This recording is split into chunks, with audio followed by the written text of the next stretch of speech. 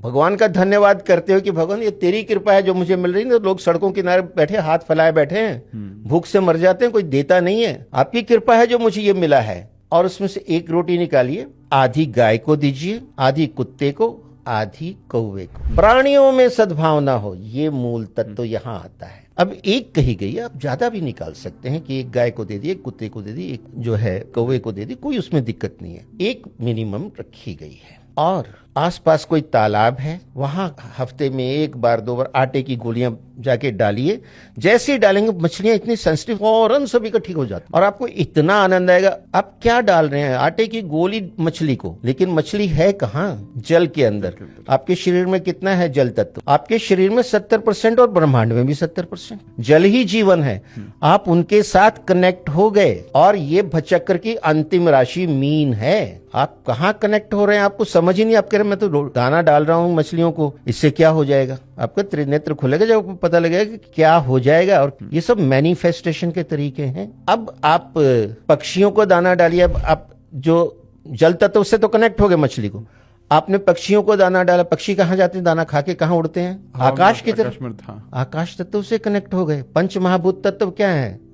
जल, वायु, अग्नि, धरती और आकाश।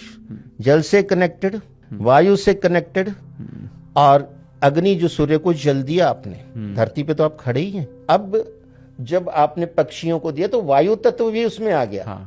हवा में उड़ते हैं, जो बोलते हैं ना एयर लॉजिस्टिक। करेक्ट। अब बाकी क्या बचा? पाताल से आप अभी तक दूर हो। पाताल में भी जीवन है, राजा बलि का राज है वहां। और पाताल में कौन रहता है? सर्प, चूहे, कीड़े मकोड़े। उनसे कनेक्ट होना है।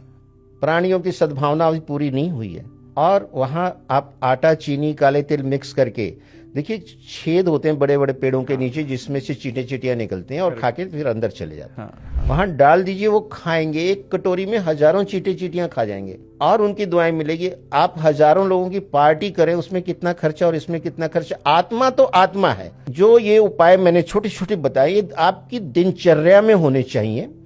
आप कीजिए और मुझे बताइए कि रिटर्न ऑन इन्वेस्टमेंट आपको कितनी आ रही है। आपको 3 महीने में फीलिंग आ जाएगी। मैनिफेस्ट करते जाइए हर एक के साथ, आपको वो मिलेगा। आप अपने कर्म तो करो, दृढ़ निश्चय रखो। अगर नहीं भी मिल रहा है तो हिम्मत नहीं हारनी है, क्योंकि जीवन अनंत है। जब आत्मा अजर और अमर है, पुनर्जन्म होता है, तो जीवन अनंत नहीं है। क्या हमारी छोटी सोच है? हम 10 साल में मर जाएंगे, 20 साल में मर जाएंगे, फिर क्या होगा? कुछ नहीं होगा। सृष्टि भी ऐसे चलेगी और ज्यादा अच्छी चलेगी, और हो सकता है तुम्हें और अच्छा जन्म मिले। कर्म तो करो।